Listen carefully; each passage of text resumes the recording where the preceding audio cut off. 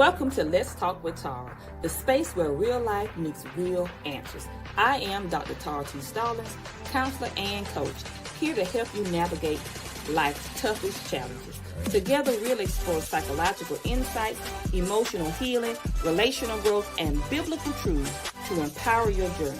So grab a seat, lean in, and let's have the conversations that matter the most. Welcome. I am Dr. Tara T. Stallings, and it's March. This month, we're going to be talking about dual realms. We're going to continue our conversation.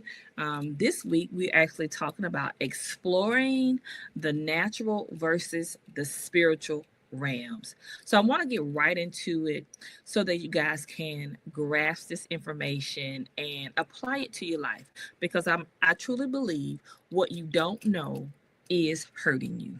So understanding that we live in dual realms, the natural and the spiritual. Does that, and I'm not talking about spooky spiritual, I'm talking about the natural and the spiritual realms. Even as I speak, our words, the words that you speak, they are spirit and they are life. And understanding the spiritual realm will definitely help you understand what goes on in your life naturally, in the natural realm. So let's talk about it. The natural realm, which is what you experience through your five senses. What you see, what you hear, touch, taste, and smell. That's the natural realm. That's a tangible thing. But the spiritual realm is what you cannot see. You cannot see the words that's coming out of my mouth. You cannot see depression. You cannot see anxiety, but you can feel it in the natural realm. But guess what? The spiritual realm is just as real as the natural realm. It actually influences everything in the natural realm. Did you catch that? The spiritual realm is the unseen, but it's just as real or even more real, and it influences everything in the natural world, in the natural realm. Now, Ephesians 6:12 says this. Now, if you're following me, guys, you know that I am a kingdom believer. We wrestle not, we fight not against flesh and blood. That means we fight. Our fight is not with people, with tangible things that we can touch, we can smell, that we can see, or flesh and blood. That's what that means. But it's against principalities. These are rankings in the spiritual world. These are rankings in the spiritual world in the kingdom of darkness.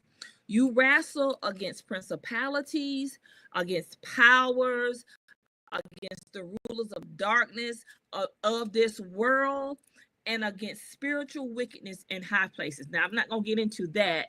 That's a biblical teaching. I'm not going to get into that. But I want you to understand, you have to understand fully, you are a spirit, you have a soul, you live in a body. And what goes on in the spiritual world impacts the natural realm. And what goes on in the natural realm, we talked about this, impacts the spiritual. So let's get into it. Let's talk about emotionally and psychologically. So many people struggle with anxiety, depression, different types of addictions that have spiritual roots. Now, am I saying that if you have anxiety or depression, that it's automatically a spiritual issue? No, I'm not saying that. But many people that are struggling, and catch what I said, they are struggling to be free from anxiety, from depression, from addictions, different types of addictions. They have a spiritual root, and no matter how much medication they take, how much therapy they attend, how much prayer they go up for, I'm going to use that term, nothing ever helps. Nothing ever helps, because we're trying to attack it or trying to medicate it or fix it from a natural perspective when it has a spiritual beginning. And anything that's spiritual, you have to attack it from a spiritual perspective. Now, like I said before, many of times, our words are spiritual. Our thoughts are spiritual. You cannot see my words. You cannot see my thoughts, but they are there and they create. So discernment is needed to differentiate between emotional issues and spiritual attacks. So let me slow down a minute. Now, in my practice, I see people of different ages, of different backgrounds, of different beliefs. And they come in with different issues. And although they come in to see me and they have different issues, discernment is needed for me to differentiate. Is this person dealing with something natural, or are they dealing with something that's more spiritual? And I have to be able to differentiate that. Now, with my academic background and my professional background, there's a thin line. There's a thin line between what is natural and what is spiritual. And let me clarify that. From a therapeutic perspective, they don't deal with the spiritual. They do not deal with the spiritual. Now, for me being a kingdom citizen, in the past, I know that, and I say kingdom citizen, the church has deemed everything to be a demon, and that is just not true either. There's a good balance. So understanding the balance, that when we talk about the spiritual versus the natural, discernment is needed to say, is this something emotional? Is this an emotional issue that I need to be working with you from that aspect? Or is this a spiritual attack, a generational or an emotional, individual spiritual attack that I need to be working with you from? And I have the liberty in my practice to do that. So I want to make sure I'm clear when I'm sharing with you guys. Hey, discernment is going to be key, because this is what I know. This is not what I was taught in school, but this is what I have experienced. And one thing I know, experience is the best teacher. I know what I've experienced. You cannot counsel, and I'm going to use this, you can't counsel a demon. You cannot counsel a principality. They have to be cast out. And I'm going to say it that way. I don't care. You can't medicate a demon, because the spirit realm don't take, you don't counsel them. The body is affected by medication. So if it's something spiritual and the roots are spiritual, not to say that they are a demon or demonized, I just use that terminology, but me counseling them is not going to get them better. We have to deal with the root of the problem, the legal roots from the spiritual world that has to do with that person. And that's what discernment comes in at. And I'm not going to get too much into that because I really want to dive in. I'll talk about that a little bit later, about how the spiritual, well, I'll say a little bit now. There are laws, just like naturally we have a legal system here, and we have a legislative, and we have laws, and we have laws that govern the United States, that govern the local government, that governs it. So we have to abide by those laws. That's what keeps everything running smoothly. Okay, so in the spiritual realm, there are legislative things that the spiritual realm can and cannot do. Well, guess what? Just like in the natural realm, if you don't know that it's a law and you break it, you don't get an excuse because you didn't know it was a law. You don't get excused. You can't go say, oh, I didn't know that there was a law. Well, it's one. It was written in the books. It's up to you to go find out if it's a law or not. Same thing in the spiritual. A lot of times, what happens when we talk about our emotional, our psychological, our mental health, laws have been broken in the spiritual, in the spiritual realm, that you have no idea about, that you've never been taught, that are broken, that gives the dark kingdom legal rights to you, and they affect you in different ways. And I'm not talking about poltergeist stuff. I'm not talking about you climbing up on the walls. I'm talking about having anxiety, depression, addictions, bouts of anger. When you see those things in your family line, a lot of those will be called generational curses.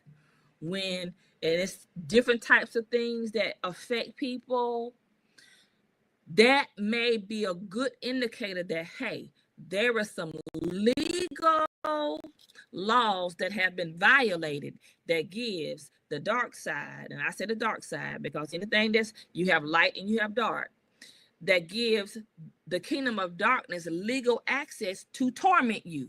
Because when you're dealing with addiction, when you're dealing with sexual sins, when you're dealing with depression, you become tormented. You become tormented. So I just want to throw that in there. I want to kind of make sure I clarify that. So relationally, from a relational and social aspect, conflicts often have a deeper spiritual influence. What do I mean? Kind of what I was sharing before. Division, strife, and generational curses. So when we look at this from a relational area, relational aspect, I talked about anxiety and depression. Well, what about you can't keep a relationship, or you're in a relationship and you cannot stop cheating. You just cannot stop cheating. You have a problem with cheating sexually, or you can't stop drinking, or you're angry all the time. You are physically abusive, and your dad was physically abusive, your mom was physically abusive, your grandpa, and you have family members. These are spiritual, legal spiritual laws that have been broken in a bloodline. I'm talking about a bloodline now. And sometimes just in an individual, or you a murderer. You have people, they don't mind killing people. And I know y'all say, well, people are not like that. Well, they are. You have families that they don't mind killing people. They're murderers. Well, guess what? That's what we call a murder spirit. That's a spiritual aspect of it that has been kind of matriculating through the bloodline. Relationships flourish when aligned with spiritual truth rather than worldly perspectives. So let me stop there for a second. I'm going to read that again.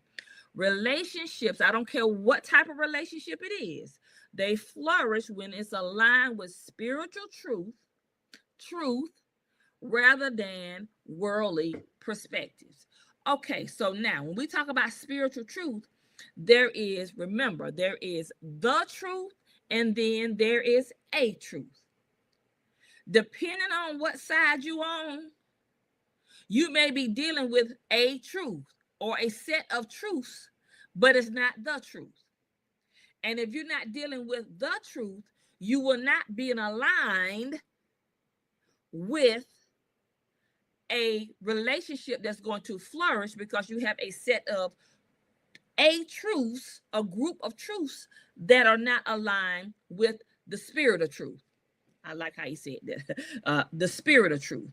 So it has worldly perspectives that are meshed in there. And I'm going to give you an example.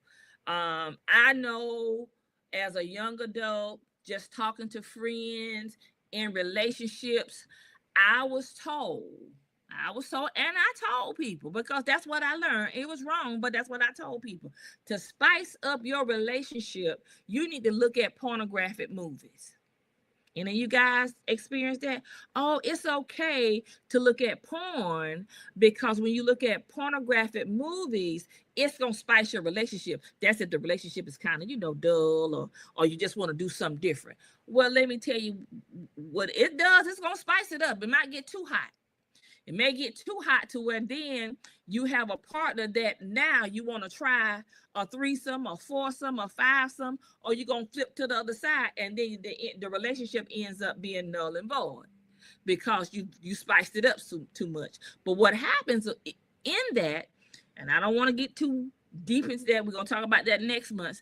Next month, spiritual sexual behaviors and cycles. But what happens is when you believe that a truth, well, you open up spiritually because we got the spiritual and the natural. You open up yourself, you break some spiritual laws. One, if you married, and I'm just gonna say, if you fornicate, that's a sin, y'all. I know everybody doing it now, and I did it too. That's a spiritual law that you break, and it opens you up. You break the law. The thing about the spiritual world is they don't give you a ticket right then. You don't get a violation. You don't have to go to court right then. They wait and they matriculate through your life and through your bloodline. And then you start having issues of some of you guys, you start what you call wet dreams. And I'm going to get deep on you right now. And it's not a wet dream. It's an incubus and a succubus spirit that has legal rights to come start having sex with you at night. And you think you having a dream, and it's not a dream. You are having sex with spirits. Tara, how do I know this? Experience. I know people personally that are not saved that actually have sex with spirits. How do I validate that? Let's go back to Genesis. The watcher angels, they were spirits that formed like people, and guess what they did? They had sex with the women and created giants. So can that happen? Yes, it can. Yes, it can. They violated a spiritual law. So, and I'm not going to get too deep in it, but I do want to touch that. It's people that have sex with spirits. They masturbate. They have orgasm. They're having sex with spirits. This is true. This happens. Some of you guys listings have thought, oh, I was just having a dream. No, that was a spirit. That was a spirit. So I'm not going to get too far in that because I'll go on a tangent. Religious aspect. Okay, so let's talk about the religious aspect, which is, and I'm glad I'm talking about that because it's leading me into what you don't know will hurt you. Many people follow religious traditions without understanding the spiritual implications. What does that mean? You go to church, you're a deacon, you're an evangelist, you're a pastor, you're a teacher, some of you prophets, but you have no understanding of spiritual implications. You understand nothing spiritually because the traditional church does not teach spiritual things. It teaches you to come to church and you have the same issues that you came to church with that you leave with. You leave with the same issues. So understanding most people, and I'm going to give you this short story. I never forget in my when I think it was my undergrad. No, maybe it wasn't. When I was working on my master's degree, I had to do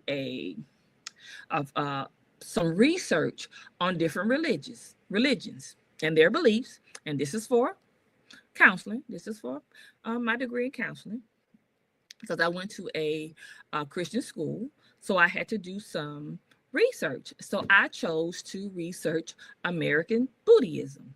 So I knew a guy, but I didn't know him. I got to know him. I actually went to school with his children. Didn't know that until later. And he was American Buddhist. They had service at their house. They went in, they, take your shoes off. And I went to several. I did this for over a 6-week period of time, studying this religion, Buddhism. And what I found was, because the first thing, of course, they thought they were going to convert me, but that wasn't going to happen. Because I know I've experienced Holy Spirit. I experienced God. So nobody can tell me any different. Nobody can. I don't care who you believe. Nobody can tell me any difference. I know he's real. It's not the white man's religion. It's not something. It's none of that. You have to experience the God to know that he's real. So let me finish with my story. I just want to throw that out. So I asked the God a question. I said, I asked him, how did you get into Buddhism? He said, and this goes back to many people follow traditions without understanding the spiritual implications. So he said to me, I tried Christianism. He was a Baptist. He said, but it didn't work for me. And I said, what didn't work for you? He said, when I was a Christian in the Baptist church, I was an alcoholic. He was all kind of stuff. And my next question was, wow. I said, so what's the difference in being a Christian in the Baptist church and being a Buddhist? He said, in Buddhism, it's structured and you have to abide by its principles. So, and you do. And what they teach is their principles are biblical principles. And I said, so when you were a Baptist, you chose not to follow by the principles of the word. But when you got into Buddhism, you chose to abide by the principles of Buddhism. And he looked at me. He said, what do you mean? I said, just what I said. Because it's a choice. We have guidelines in the Bible. The book is an instruction book. And if you do not abide by them, it's not going to work for you. Period. Not going to work for you. So I say that there's so many people in the body of Christ that the word doesn't work for them because they don't follow it. They're not abiding. They're not following the instructions. They're not sacrificing. They're not following the structure of what God has laid out. So they have these issues. And I don't want to go on a tangent because this is not Bible study. This is not Bible study. So lastly, and the religious aspect it is knowing God personally versus following religious customs without transformation. Well, that's what I just said. It's so many people that when we talk about these spiritual realms, whether you are a follower of Christ or anyone else, what happens is this. You start following Christ. If you're following Christ, you might see a little bit of change, behavior change, but then you fall back into the same old pattern because there's no transformation. There's no transformation. And the only way to see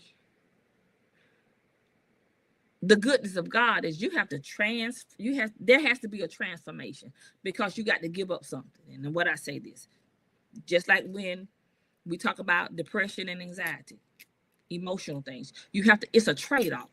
So you have to be able to trade off something to get something else. Transformation in God. You got to be able to transform your mind so that you can understand the way that Christ thinks so that you can behave that way. If it's your emotional well-being, if you're dealing with anxiety, addiction, depression, generational curses, overeating, whatever it is, cycles of divorce, sexual sins, whatever it is, you have to be able to trade off. If you're not willing to trade off, you're going to stay in the same cycle.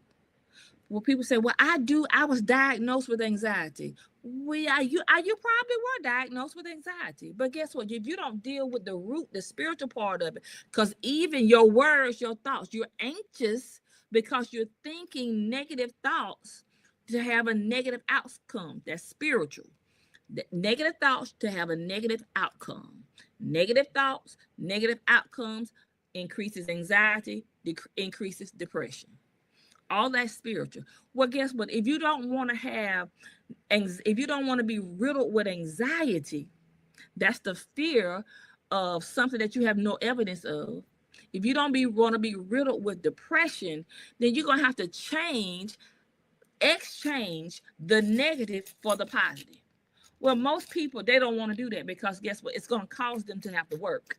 They're going to have to do something different. They're going to have to watch something different. They're going to have to read something different. They're going to have to believe something different. And if you're not willing and able to go through that process of exchange, because you cannot do it one time and think it's going to change, you're going to stay in that same mindset, that same behaviors, those same emotional turmoil, because you're not willing to exchange. So as we're talking about the natural versus the spiritual realms, you have to understand you are not just a natural person. You're living in two dual realms. The spiritual, you are a spirit, you have a soul, you live in a body. You can't see your spirit and you can't see your soul. But if they leave your body gonna be left here on this earth, and it's going somewhere. It's gonna make it see it's maker or it's breaker. Basically, your soul and your spirit gonna see it's maker or it's breaker. But the natural part of you is gonna stay here. So the more real part, your spirit and your soul, controls what's going on in the natural. And then also you can do things in the natural that can break spiritual laws, that can break laws in the natural and in the spiritual, to cause the spiritual side, where the dark side, to have legal access to you that will come in your life and wreak havoc. It wreaks havoc. And a lot of times what I see here in my office, that wreaking of havoc is not just, oh, I had a negative thought. Well, you got some trauma in your life, or you had some bad experiences, or you come from a family where it's generational curses, where everybody in your family was depressed, or everybody in your family was a thief, or everybody in your family,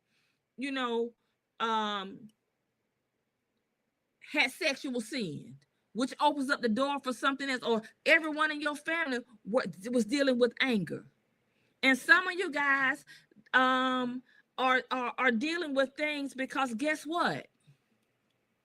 You've opened up doors spiritually. When I say doors, those are spiritual portals spiritually that are affecting you today. Even sickness in your body.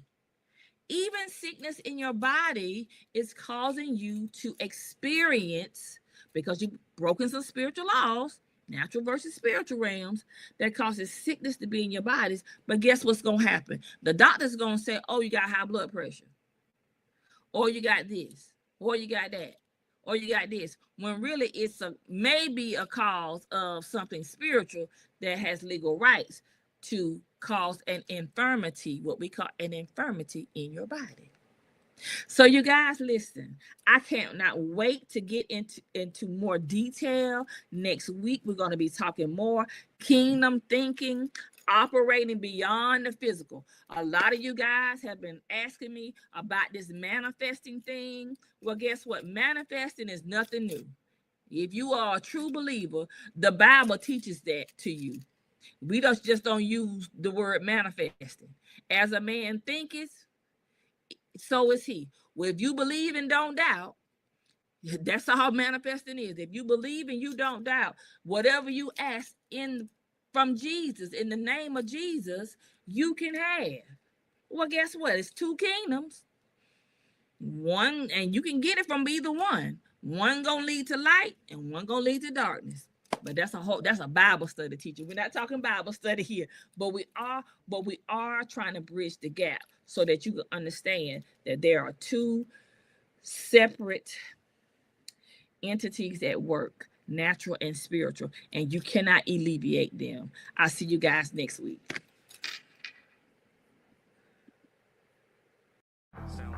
Thanks for tuning in to Let's Talk with Tana. If you found today's conversation helpful, don't forget to subscribe, share, and leave a review. Let's keep this dialogue going. Follow me on Let's Talk Tana for more insights and encouragement. Remember, every step forward starts with an honest conversation. Until next time, stay grounded, stay growing, and keep talking.